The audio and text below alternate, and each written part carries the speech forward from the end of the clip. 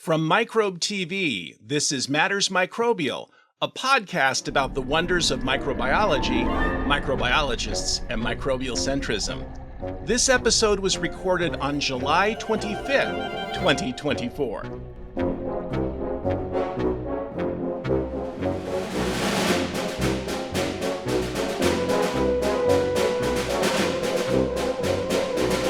Hello, Micronauts, and welcome once again to our Quality Quorum. I'm your host, Dr. Mark Martin, Associate Professor of Biology at the University of Puget Sound in Tacoma, Washington. Today is the 51st episode of Matters Microbial. I am so very grateful to each and every guest on this podcast, and especially to each of you who listen and or watch this podcast and spread the good microbial word. As we move toward the end of the summer, my research students are beginning to present their work to other students. Here, Doc Martian Chiana prepares to give her seminar. That's right, Chiana has placed a giant microbe plushie at the top of the meter stick she uses as a pointer. It is a special edition that blinks, meant to be Vibrio fischeri. No, the wavelength is wrong, and yes, bacteria don't blink. But it was still very well received.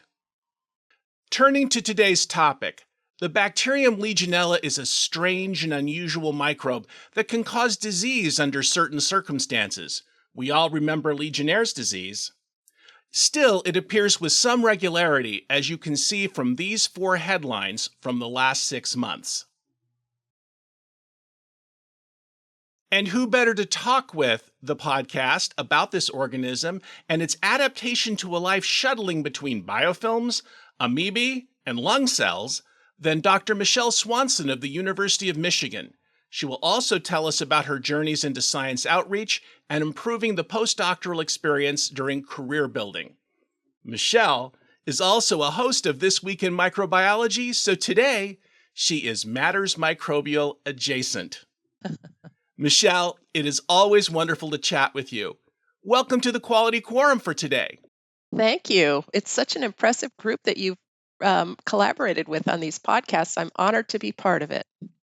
Well, you're certainly, especially, let's face it, I talk a lot about very important microbiologists, and Michele, though you dislike this, you are one. As a past president of the ASM and a number of other things, you're one of the people that I can always count on, especially on This Week in Microbiology, to really, really dive deep into the details of science. Yes, and I also really enjoy highlighting the first authors of the papers because I think it gives our audience a broader view of the wide range of wonderful people and backgrounds that come together and do science. So one of the things that we've talked about on this podcast a lot is the fact that there's more than one path to science, and microbial sciences in particular. And you're right, your ability to take a fun snippet where you actually give a microphone, so to speak, well, typographically maybe, to the first author is really illustrative. It really shows the listeners and viewers of This Week in Microbiology the endless diversity of backgrounds that end up in the microbial sciences. yeah, it's fun too when they share particular episodes that were especially memorable during their project because we have this static image, people outside of science, of just a white guy in a white coat with black glasses working at the bench. And it's really not that way. It's so people intensive and there's so many emotional up and downs and excitement, unexpected discoveries. I don't know how you feel about this, but you're the right person to ask. I don't know if I'm using this particular expression well, but there's always an expression of having a big tent for a group of diverse people working together. Yeah. In a way, what we want to do in microbial sciences is create a big petri dish. Yeah. With different faces and different voices, because honestly, I think we see better when we have other viewpoints. Right. And microbes nor scientists live alone. They're in communities where there's cooperation, there's competition, and yeah, a lot of interesting biology and behaviors. I couldn't agree more. What we usually do at the beginning of these sessions is talk a little bit about path of how you got here. Would you mind spending a few minutes? I would. So I was an athlete in high school and was fortunate to continue to be a field hockey player and a softball player in college. I was also a biology major, and I had a job, a 10-hour a week job. So I was, diligent about my classes, but I really never considered working in a lab. But the spring term of my senior year, I took a fantastic developmental biology course taught by John Trinkus. And he was a developmental biologist who studied cell motility using urchin embryos and video microscopy. So he was a great storyteller as well, not only about the cell behavior, but also the people doing the work. He wrote a book called Cells into Organs: The Forces That Shape the Embryo. But he also shared during his lectures stories of his summers doing research at the Marine Biological Laboratory in Woods Hole and also the Biological Marine Station in Brittany, France. So he talked not only about the research, but also the people and stories. And so it was really the first time I thought, wow, this is a neat environment. I'd love to be a part of it. So I was so naive that, again, this was like April of my senior year. I went to Professor Trinkus and told him I was interested in doing independent research in his lab, and could I do that? And he, like, no, you're graduating in just a few months. So instead, I applied for a job as a research technician at Rockefeller after graduating and was fortunate to join the lab of Sam Silverstein, who was a cell biologist who also did a lot of imaging as well. And it turned out that he and Marcus Horowitz, they were both physician scientists, at that time had just, this was in 1980, they published the paper that demonstrated for the first time that Legionella pneumophila, which had been discovered during the 1976 outbreak of Legionnaire's disease in Philadelphia, actually grew inside human derived macrophages. So they showed the growth, but they also took photographs, transmission EMs, and showed these marvelous, weird, and wonderful interactions between the bacterium and the cell. So, for example, Marcus published that Legionella triggers what's called coiling phagocytosis. So instead of just being taken in by two arms and into the cell, the membrane forms a coil and wraps around Legionella and takes it in. So this was like nothing that had ever been reported for any particle before. And then they also found that then the vacuole simplified and it got studded with ribosomes. So normally the phagosome is delivered to the lysosomes and the contents are digested to generate food. But rather, instead, this interacted with what looked like endoplasmic reticulum. So this really excited me, and it was kind of a continuation of John Trinkus's work with, watching cells and just being awed by their behavior and wondering, how does this work? So after about Wh- 2 years in Sam Silverstein's lab as a technician, I realized that there were all these conversations that were happening among the postdocs in the lab that I couldn't really participate in because I didn't have the background. So I went to Sam and I said, I'd like to get a master's degree so I can come back and really contribute at a higher level. Would you write me a letter of recommendation? And he said, no. He brought me to his office, and by now he was chair of the department, so it was this very fancy office at Columbia Medical School. And he said, you should apply to PhD programs. And I said, oh, no, no, I don't see myself doing that. I'm from small towns in the Midwest. I'm planning to have a family. And he just cut me off. And he's like, you are too young to tell me what you're not going to do. You don't have any idea if you're how talented you are unless you challenge yourself. None of us can predict what the landscape will be 5 and 10 years from now. So rather than tell me what you're not going to do, he said, just get the best training you can at every stage. Keep your eyes open for, opportunities. Listen to what excites you and what you don't like to do, and then decide. But don't decide at age, 23 what you're not going to do. So I kind of sheepishly said, okay. So I applied for PhD programs, and the rest is history. So I share that because people can see things in us that we can't see ourselves because our lives are maybe so shaped by the culture that we grew up in or the people that influenced our lives. But mentors and teachers can make such a big impact on how students view themselves and what opportunities they are emboldened then to pursue. And Mark, I just want to just say how much I admire the work that you do with your micronauts, because I am sure you've made a huge difference in so many lives teaching your course, which I know you've now completed. But and it's tremendously rewarding, yeah, to see the impact it can It have on trainees. it is, and it's true that I've sent. I mean, I call my Doc Martians are the ones that spent more than 1 year working in my lab, and I've sent 26 of those to PhD programs. Wow. But there are lots and lots. Sadly, I'm not going to make it to 30. That was kind of a goal of mine. I don't think I'm going to make it, but that's okay. 26 is still pretty good. It's great. Um, but I also wanted to say that I've been surprised by the number of people that write to me later that I had in one course that told me that something that I said in class about them really mattered. And I want to point out, and I in no way want to diminish any of these things that I've said to students as I'm grading a paper. And I'll say something like in the paper, you really analyzed this well. You should consider doing research or a career in research. And then they don't come and talk to me. That's fine. But I find out later that that made a huge Yeah. impact on them that I didn't know. Yep. And this is why being kind is so important, I Well, think, and it because you takes a minute, just right? don't It know. took Sam Right. Silverstein maybe 10, 15 minutes out of his busy day, but it changed my life, and I'm sure the same with Yeah. you. It took a minute to write that sentence, and look what you do. Yeah, so please, everyone out there that's in a position to inspire and mentor, know how valuable that work is.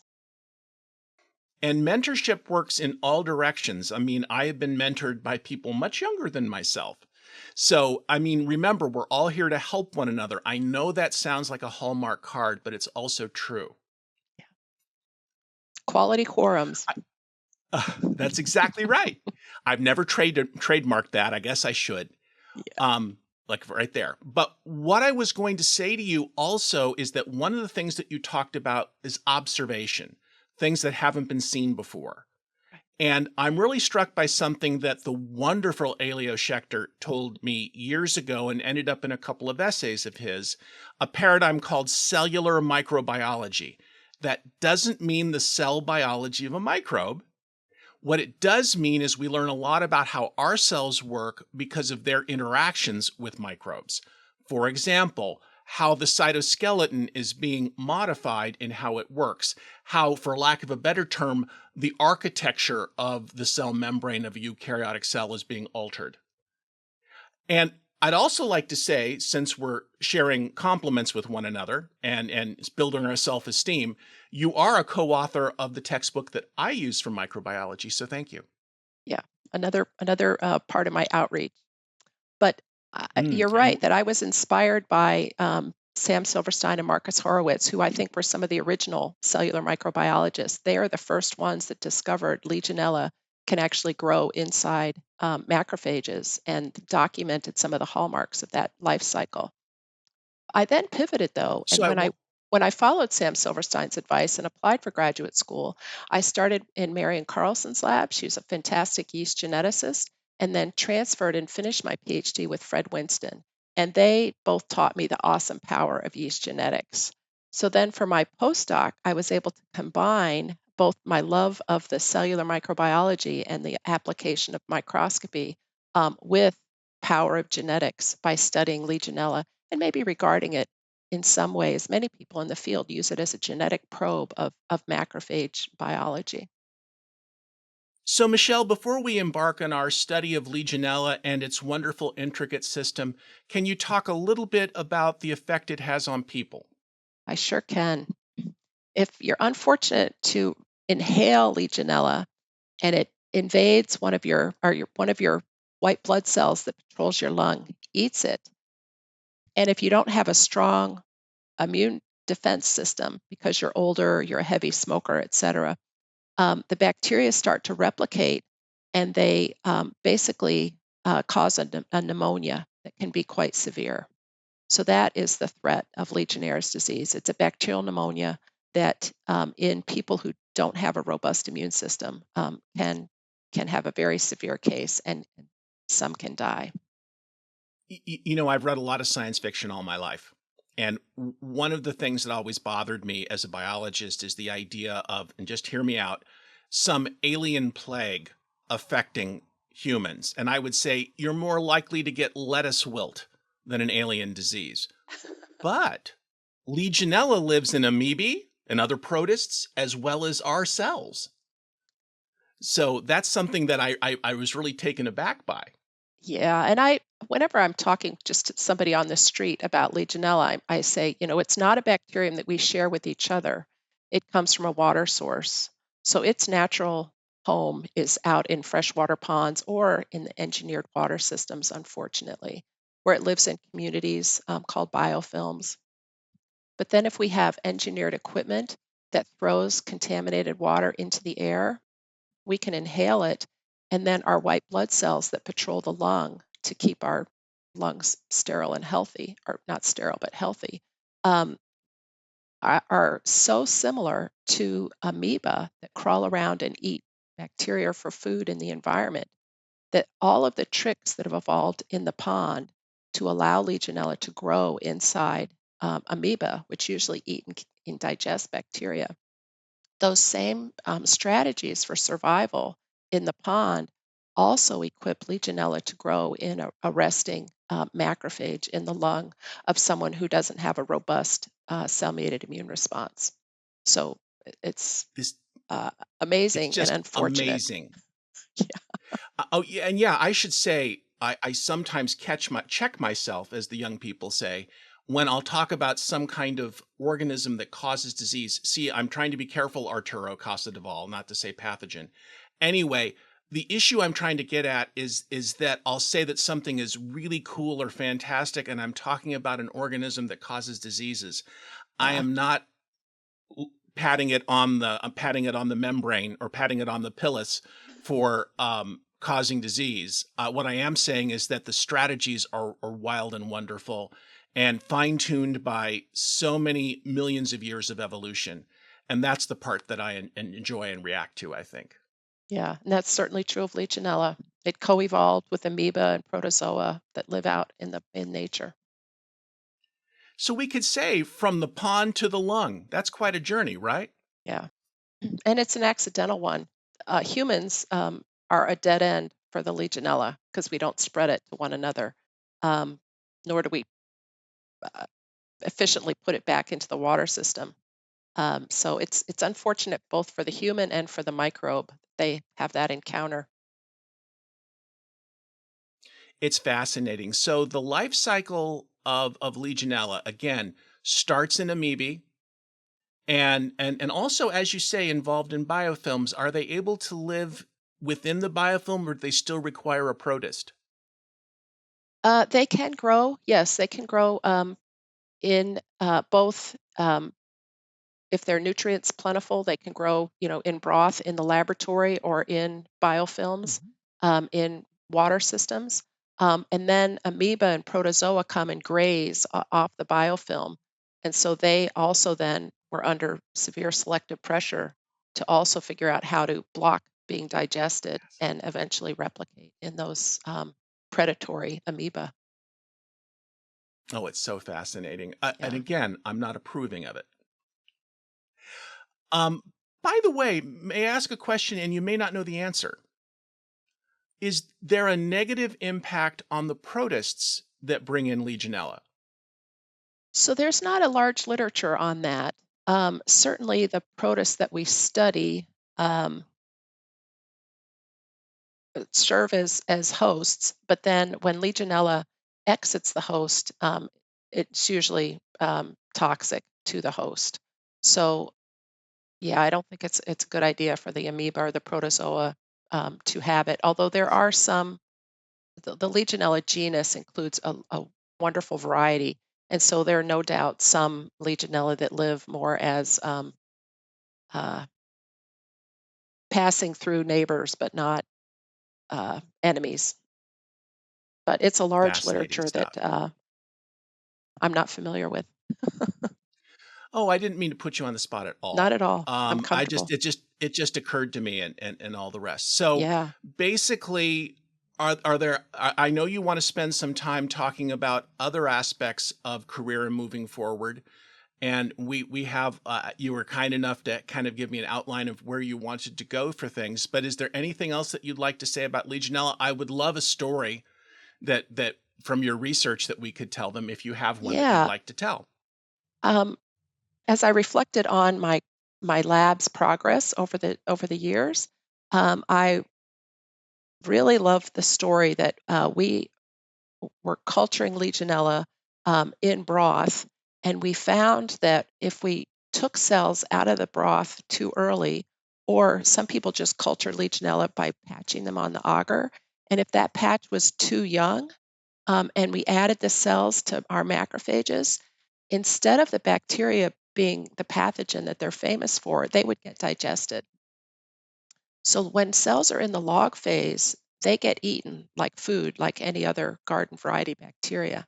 It's only if they're in stationary phase, this non-replicative form, that they're expressing their defenses and that they can efficiently enter and set up a replicative niche inside the amoeba or the macrophage. So I especially realize that when I'm teaching medical students and we show them gram stains of bacteria, the cells are just sitting there, with a shape. But what we want to appreciate is that bacteria are very good at sensing their environment and adapting accordingly.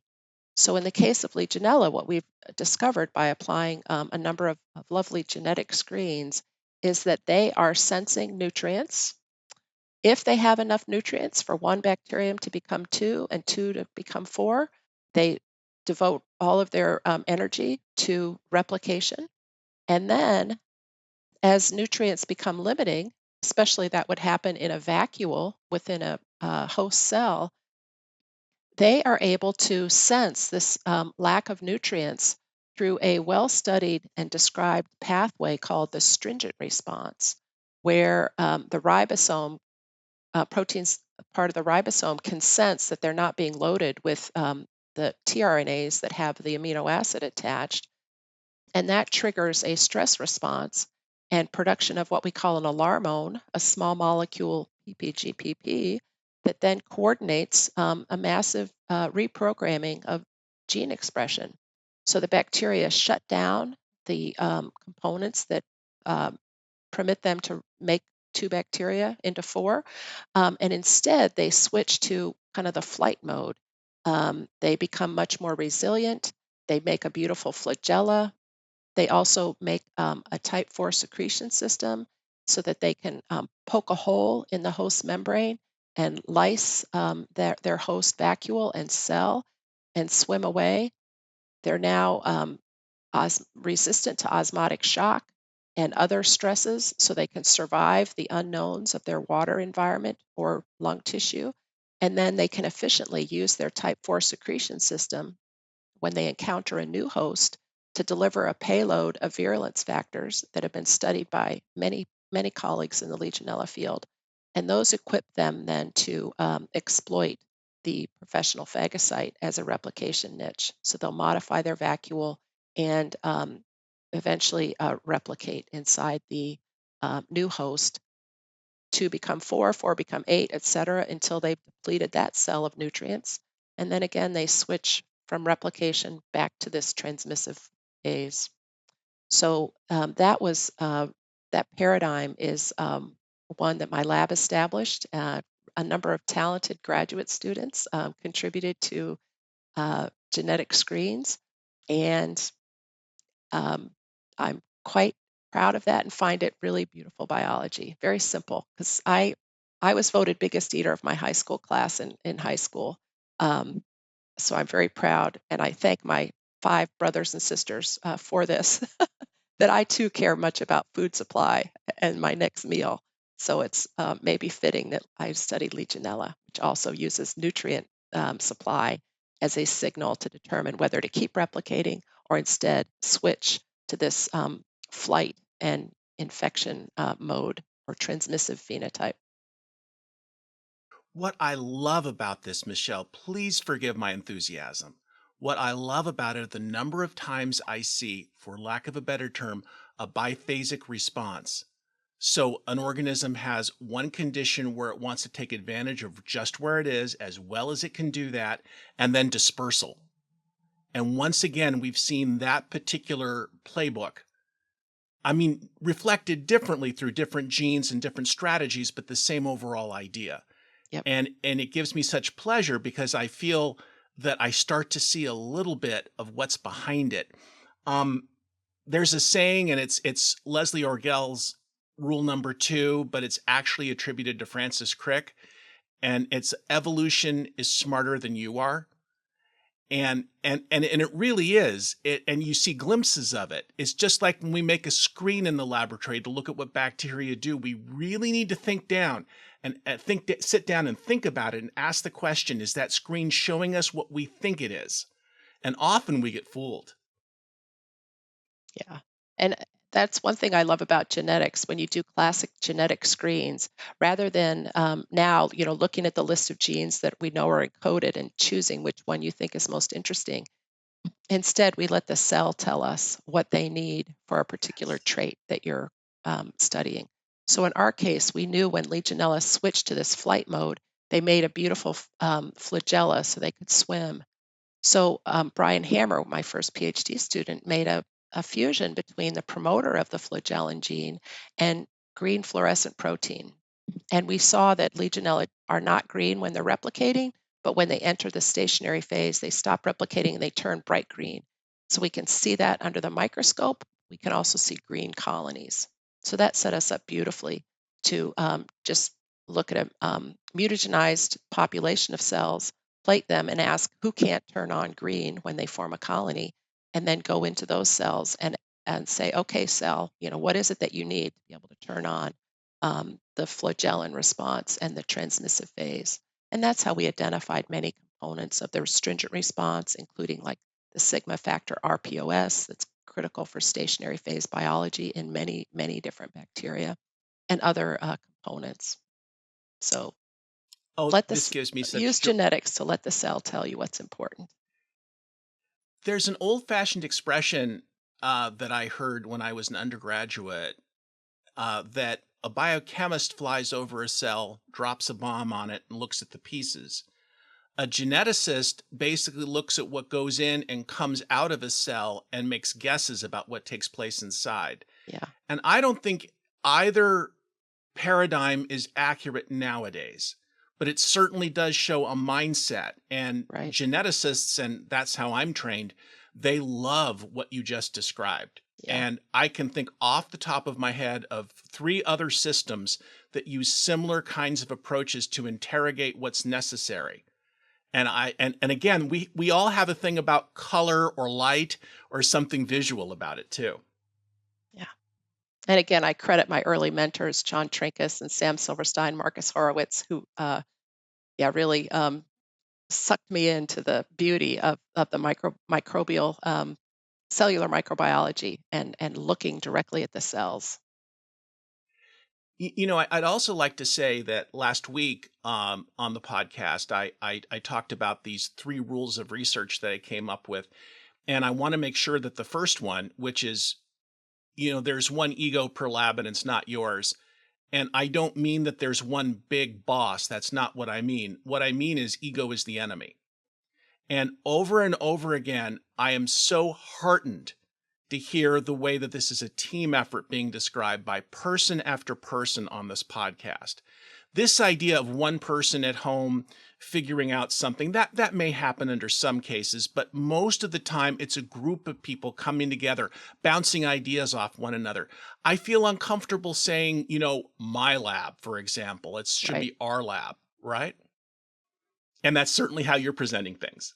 Yeah. So recruiting people who are inquisitive and can design, well, guesses or a hypothesis that they could then test is really the key to having a successful, productive research group recruitment. And another time, I hope to sit down with you, hopefully in person, and talk about how we need to change the way that high school and college students are taught science through that specific lens of asking a question that you truly understand. A lot of folks say that this is the case with what are called cures, course-based undergraduate research experiences. But sometimes, and I'm sorry if this sounds critical, the students are brought in at a level that they don't deeply understand. Mm. And so I think if you want to have people, it's all about the controls. It's all about understanding what takes place rather than checking off boxes. And that's my view. Yeah. So I think that maybe this would be a good segue into one particular headline that came up recently that lets people know a little bit about Legionella and a town in your state. Would that be the Flint water crisis? Yes. So, Flint is a city about 45 minutes north of here that was very strong in the auto industry. A lot of manufacturing jobs happened there. But as manufacturing processes and strategies changed, and many of those manufacturing jobs got shifted to countries where labor was less expensive, the population of Flint declined by like 50%. By 2009, unemployment was at 17%. The city actually went bankrupt. So this is a shining star. And then, because of the loss of manufacturing jobs, was really facing a lot of challenges. And during that time, they decided that rather than purchase their municipal water from Detroit and have it piped in, they were going to start treating their own river water. Well, the Detroit people were none too pleased with this loss of their big customer. They cut them off kind of prematurely. The city also was bankrupt. They didn't have the funding or the time to really do this carefully. And for a number of reasons, when they switched and started treating the Flint River water, they didn't add the anti-corrosives that are normally added to protect the pipes. So many people will recall the threat of lead poisoning in the people of Flint, which is especially damaging for the young kids and their developing nervous systems. But it also, at the same time, they had spikes of Legionnaire's disease each summer.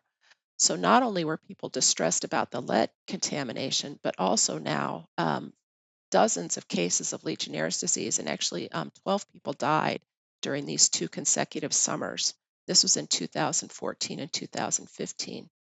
So I was fortunate to be recruited to work with a interdisciplinary team to go into Flint and try to understand, is there a connection between the corrosive pipes and the risk of Legionnaire's disease?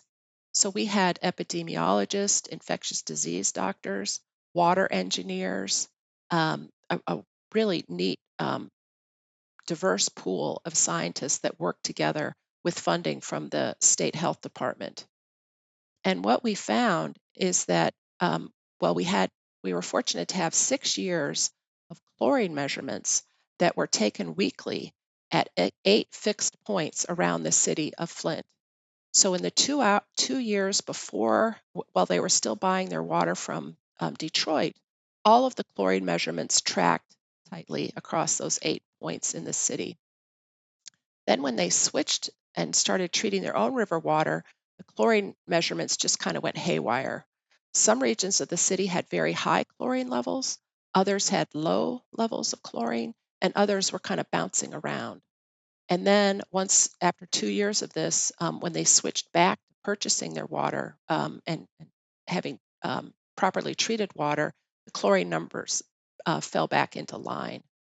So we had that 2 years of chaos when the Legionnaire's cases were happening and the chlorine measurements were all over the place. We also knew who got sick, where they lived, and when they got sick. So we could go back then and look and ask what was the chlorine concentration in their neighborhood at the time they were likely exposed. And all of that data simplified to a plot that showed in regions where the level of chlorine was low in the municipal water, the incidence of Legionnaire's disease was high. And that makes sense because the heavy metals that were leaching into the water from the corroding pipes, be it lead or other heavy metals, will react with the chlorine and bind it up and basically neutralize it, therefore lowering the chlorine concentration and increasing the opportunity for the Legionella in the system to bloom come to high numbers and then increase the risk of Legionnaire's disease. So that experience was eye-opening for me because our research team, over the 2 years that we worked there, were not only thinking hard about how do we solve this problem, what is the problem, but also we were meeting with a number of community groups, letting them know what we were doing, learning what their experience was. So it was my first experience really working on a public health crisis and understanding it not only from the science point of view, but also how it was affecting people in the communities. And you can imagine the trust in that city was damaged even more than the pipes were Right. damaged. What I like about what you're talking about is that it's one thing to talk about studying a disease causing organism, getting into the genetics, but you're not really dealing as much with the social aspects of things as Right. well as the different forms of research. And this is, I think, something that is really important for listeners and viewers to see. I mean, there is nothing I have ever done in my research life that's benefited a single human being, I don't think. But in this particular case, I really want to make clear that you were doing things that dealt with public health in a way that makes me very proud to know you. Well, thank you. But it also made me realize that while I feel very privileged to have been able to spend, decades asking these questions and discovering beautiful biology within this little bacterium, um, my research was very indirectly, maybe hopefully one day affecting public health. And so Right. I was becoming more senior in my field too, and having more opportunities to step up and take leadership roles.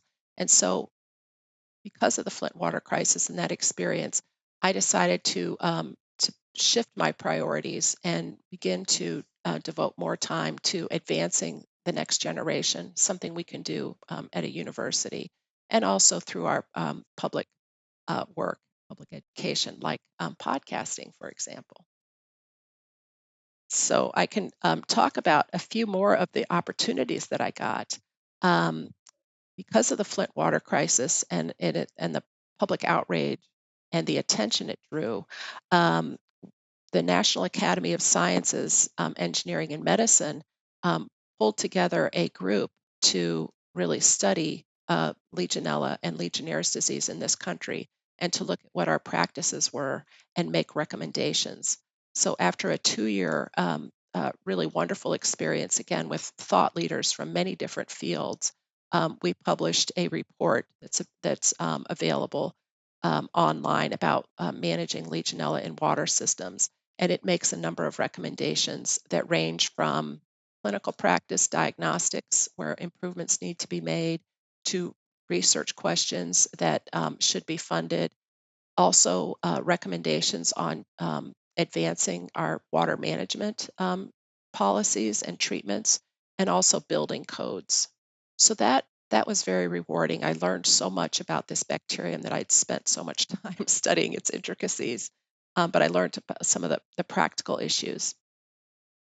It also was an opportunity for me to unfortunately interact a lot with my general counsel's office at the University of Michigan because a number of lawsuits were triggered by the crisis, and a number of involuntary manslaughter charges were leveled against people from the state health department and Department of Environmental Quality and elsewhere. So I was working with our general counsel's office whenever a member of the press called, so that they could train me in speaking clearly and carefully, knowing that whatever I said on record could eventually be used in court. So that was an amazing experience. We actually had Frontline PBS NewsHour show. They did a hour-long documentary on Flint's deadly water, and that's still available on YouTube if you're interested. But again, you can imagine how this really took me out of the kind of hypothesis driven research and was a stark reminder that people's lives can be affected by what we do and how we use our talents. So that I think was a big pivot in my portfolio. And as you and I talked at the beginning before we went online, there are so many things you can do with the training that we get. And every 3 to 5 years, new opportunities can pop up, and you can shift your portfolio. So it's really been a wonderful career path for me. I think it's interesting because there's this idea that, and again, I call it the Poindexter problem. The white coat, the glasses, the pencil or pen protector, Right. and that's what I grew up seeing. That's what a scientist was. But in fact, and show scientists who were kind of like show people. That's not what I'm talking about. I'm talking about scientists showing social responsibility. We've seen this over and over again where scientists are taking up social issues in one way or another because we have a obligation to promote what we do, to explain what we do. It's not just the fact that most of our work, and not mine, but most of our work is tax supported. It's that still, that's what science should be about. Science isn't just for the people in the white coats. It's for everyone. And I really beat this drum a lot, and I know you agree, so maybe I shouldn't have to say this, but we really are obligated to explain what we do clearly. And that's the power of these podcasts. I'm fortunate I've been with the This Week in Microbiology podcast, which is also supported by the American Society for Microbiology, for more than 10 years now. And I see it as an opportunity to hopefully inspire people to not only appreciate the value of what we learn, but also for the next generation to maybe recognize themselves in some of the stories we tell and get excited about the science and consider a path in science. Yeah, tell me It about is your one path. motivation to That start microbial or matters microbial. Well, I've always wanted to be able to talk about what I do. I've always enjoyed it. It's part of being an educator. Remember, at a primarily undergraduate institution like my own, our classes are relatively small. So even in my quote large class, I have 48 students. I each week meet with them for 3 hours in lab sections of 16, and I have an opportunity to actually talk about the stuff that I'm presenting in class, but also its applications. And what I found over and over again is students didn't understand basic things. I'm not criticizing them. They weren't being taught those things. For example, how a COVID tests work. Even though they're taking COVID tests, they didn't understand how they worked. I was able to show them the pros and cons, what cycle numbers are when you do PCR tests, and that was it really opened my mind to that. And especially as I reached the twilight of my career, for lack of a better term, I'm so dramatic. The next chapter, I Mark. wanted to The be able next to. chapter. That's correct. It's either that or living in a cave. I mean, those are my two options. But what I'm trying to say is I want to be able to tell other people about the science and why we do it, how we do it, why it matters. Well, and I'm And sure it's one. in the case of the COVID tests, I'm sure each one of those people then went home, and when they interacted with their family and their friends, they were able to explain and reassure and maybe get better uptake. So they're all ambassadors and advancing public health. Well, especially during the height of it when we were doing pooled tests, that was a good opportunity to talk about how pooled tests worked and why they were important. I actually sacrificed some normal content in my classes because I felt during that particular time it was important to explain those things. Yeah, and don't So, underestimate the value of that knowledge. well, I hope that's the case. And the horrifying thing that I say at the end of every introductory class, by the way, is that they now know more biology than the majority of political leaders. And one of my goals is to change that by seeing some of the students, not the ones I've trained necessarily, but students that actually are, I hate this term because it sounds negative, who are literate in science to actually be part of the decision making process. And that's what I hope will happen eventually. So part of my uh, search for new ways to contribute and advance our field, but maybe less on the laboratory bench, is that now when I get asked for service, can you join this committee? Can you do that? I ask, okay, if I do, is this an opportunity for me to really stri- promote some of my values? Can I advance the next generation in our field? Can I support parents who are in science, et cetera? And that way, when I'm doing the work, I can be energized by it rather than feel like I'm just ticking off some service role. So maybe it's a head game that I play, but I encourage all of us to think about that in our lives when we take on new projects. Does it align with your values and mission in life, or can somebody else maybe do that and bring more energy to it than you? So, things I've had the opportunity to do kind of in that light is I was fortunate to get involved with the American Academy of Microbiology, which is kind of the distinguished scientist group of ASM, and worked on their board of governors and chaired that for a year. And that group allowed us to think about how to devote the resources and the talents of that group to advance knowledge in certain fields. For example, by holding a symposium on something like the making of cheese or antibiotic resistance or other topics, and that people would then come together, give symposia, and then write books, either a report meant for a more specialized audience or these wonderful pamphlets that were meant for people of all backgrounds and ages. So that was a terrific experience. And then, as you mentioned, that led to serving as the president of ASM, which was kind of a lesson in management and what institutional structures allow you to do and prevent you from doing. And I'll just leave it at that. But I also had the opportunity to become the director of the postdoc office at the University of Michigan Medical School. Right now, we have about 550 postdoctoral scholars that come to train at Michigan Medicine. And it's a wonderful, diverse population. More than half of them are international. More than half of them come with family. And they've completed their PhD, and now they've got, another 5 years typically to establish a body of work that they can then and then launch the next stage of their professional career, whatever what that may be. And it's an interesting time for postdoctoral training right now in this country because there's a recognition that the system needs improvement. For one thing, the salaries are low. It's not enough to support a family, for example. But also, we don't have much infrastructure at our institutions to support postdoctoral training.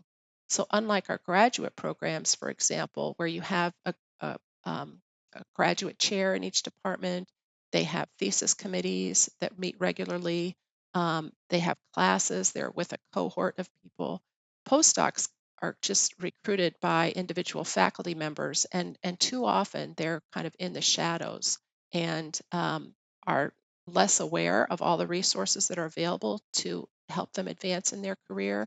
And also the faculty are less aware of opportunities that are there. And frankly, the faculty have to focus on their research and their teaching, so they don't really have the time to do the more broad career and professional development training that all postdocs need. So, because of the strain that is under that the postdoctoral community is under, we're fortunate that the NIH put together a working group on re-envisioning postdoctoral training, and they've made a number of recommendations, including to increase pay and benefits, limit the postdoctoral training to 5 years, after which you can either advance to a staff scientist professional position or pivot to a different career, perhaps not bench science, but something else that uses your critical thinking and your knowledge. They also want to increase support for our international scholars and have more NIH funding available to non-US citizens who are doing so much to advance our research mission in this country. And then also mandating that we need to support postdoctoral career and professional development. specifically that 10% of postdoctoral effort each week, each month on average, should be protected for working not on their particular research program, but rather doing career exploration and building a portfolio of professional skills that can help launch the next stage of their careers. They also are another strong recommendation is that in addition to having career and professional development opportunities available for postdocs, be aware that many mentors, faculty members, don't have the mentoring skills. So they are also recommending that institutions institute train the trainer programs.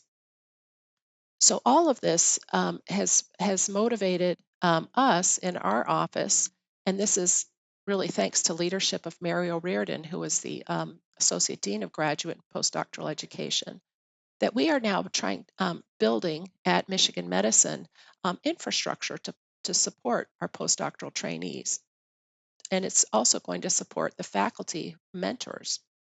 So part of the program is that we ask each department or clinical unit to identify a faculty member who can be the postdoc chair and also identify the administrator staff in that department who can partner with the postdoc chair. And one of the major activities we ask them to do is an annual um, self-assessment program for the postdocs that then is coupled with a mentoring committee. So the self-assessment is an online tool that we use that encourages the postdoc to sit back and just reflect. Where am I? What have I accomplished? What do I want to prioritize for the next, 6 months to a year? What tools, what reagents, what expertise do I need to get there? And where do I want to go with my career? That tool then generates just a one-page summary that their mentoring committee gets. And then the mentoring committee meets with each postdoc for 30 minutes. And it's not to discuss like the next experiment you should do or your publication, but rather, where are you in the big picture? How can we help advance your career? And it's proven to be a really great way to not only encourage the postdocs to be proactive about thinking about their own career long term, but also to realize just the breadth of opportunities that are out there, whether they want to be a professional staff scientist or perhaps get into science writing or work for a foundation or in industry. So there are lots of different career paths that are available to people that have critical thinking skills and the science knowledge. And we understand that the faculty don't have the time to do that kind of career advising. So we now in our office have set up, we have a couple PhD level scientists who set up cohort programs or workshops or panel discussions to help our postdocs think about opportunities out there, how to build negotiating skills, how to build writing skills, grant writing skills, etc. And because our self-assessment tool is online, we can now in our office look at de-identified data and basically generate bar graphs so we can better understand what our cohort of postdocs are doing with their time, what they're accomplishing, and what their needs and hopes and dreams are. So we can use that data to target our resources to the greatest needs in our community, but also we can better understand what the needs of our postdocs are and develop policies and programs to support them. So we've already had 300 postdocs participate in this in a number of departments across the Michigan Medicine, and we're really looking forward to doing the analysis and making recommendations at our own institution. But also, we share this initiative with our colleagues at the National Postdoc Association meeting and also the great group of the AAMC organization. And we find our colleagues are really enthusiastic and would like our playbook as they recognize, as the NIH working group recognizes, that we need to have a better infrastructure supporting this critical phase for postdoctoral scholars to help them launch the career of their dreams. May I also comment about the microbial elephant in the room? no one has any control over, as you've mentioned, the kind of mentorship training that a postdoctoral advisor has. Number one, many folks outside biological sciences in this case don't know how the process goes to graduate school, postdoc, and then either a faculty position or an industry position or or institute position. But the important thing is we don't have any control about the quality and training of those mentors. And something that is really important about what you're saying to me is that the people that go through this are going to create an expectation when they themselves are mentors for future postdocs. So this makes genuine change possible, and it regularizes the process in a more humane fashion. It does. The other thing that the committees learn and they're reminded of is that there clearly is a power imbalance between the postdoc and the mentor. And there also may be very, cultural differences so that the expectations are not all that clear. So having the trainee and the mentor sit down and come up with a mentoring plan for the year ahead that can foster communication, but also to recognize that um, when conflict arises, um, the postdoc needs support. So we're fortunate in our postdoc office now to have two trained counselors. So our postdocs can meet one on one and have confidential conversations with professional counselors to help them navigate particular stressful periods, whether it's conflict in the laboratory with a colleague or something they're facing long term. They're away from their family during a pandemic and that's causing a lot of stress, et cetera. So we have to do a better job of supporting our postdoctoral scholars, both in their professional and personal lives during this critical phase, because they are such an integral part of the research mission and advancing knowledge, acting as role models to our graduate students and undergraduates who are doing research. And they're the future of our field. It's a win-win. It's Yeah, good for the postdoctoral scholars that you're working with, and it's also good for the whole endeavor of science. yeah. This has been just a fabulous discussion, Michelle.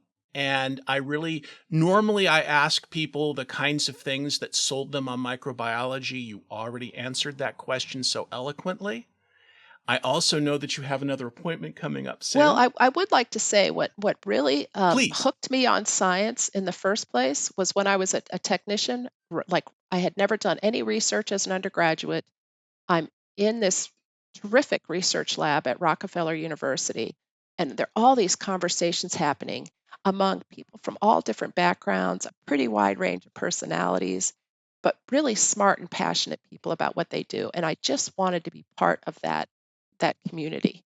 And that's what hooked me more than any particular observation is just what a privilege it is to be part of our quorum. And I certainly count you as a valued member of that. It's as I reflect on my career, just the number of relationships, friendships, partnerships that I've formed over the years in different missions has really been rewarding. I feel so fortunate that Sam Silverstein sat me down and told me, "Go for a PhD, get the best training you can, and just keep your eyes open. There are going to be amazing opportunities that you could never predict."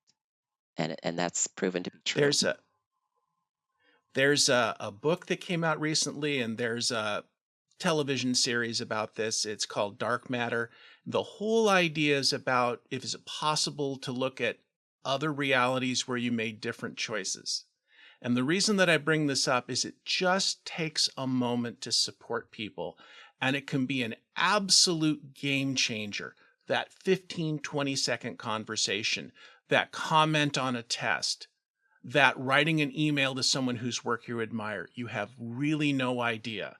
And one of the problems I think we have is we're kind of Yelpified in our culture where we kind of get snarky about everything, but being kind and being genuine matter. And that's been my experience in microbiology. Right. And it's also I think really important to share with our more junior colleagues and students the exciting parts of science. Because if we're just complaining about this deadline or that test I have to grade or the next grant proposal. They'll get the wrong idea about just what a rich life this is and how many opportunities that you can't begin to predict can come your way. Absolutely. I couldn't agree more. It has been such a pleasure chatting with you again, Michele. Thank you, Mark, and And please keep up the good work. I'm doing my best. Great. And I want to wish you and your family the very, very best. Thank you. And you'll be hearing from me soon. And thanks so much for your time. Thank you for all you do for us in microbiology and the next generation. This has been Matters Microbial, a weekly podcast about the wonders of our microbial world and the people who study it. You can send questions, comments, suggestions to me at mattersmicrobial@gmail.com. Show notes from today's episode, including any number of wonderful links about the various things we've discussed today, can be found at microbe.tv/mm. If you like our work, please consider supporting us at microbe.tv/contribute. I'm Doc Martin, and you can find me in the biology department of the University of Puget Sound in Tacoma, Washington. Dr. Michele Swanson is professor of microbiology at the medical school at the University of Michigan. Many thanks, as always, to David Renata for superb editing and Reber Clark for the wonderfully quirky music that makes me smile every time. I hope that you've all enjoyed being part of our quality quorum for today. See you next time on Matters Microbial.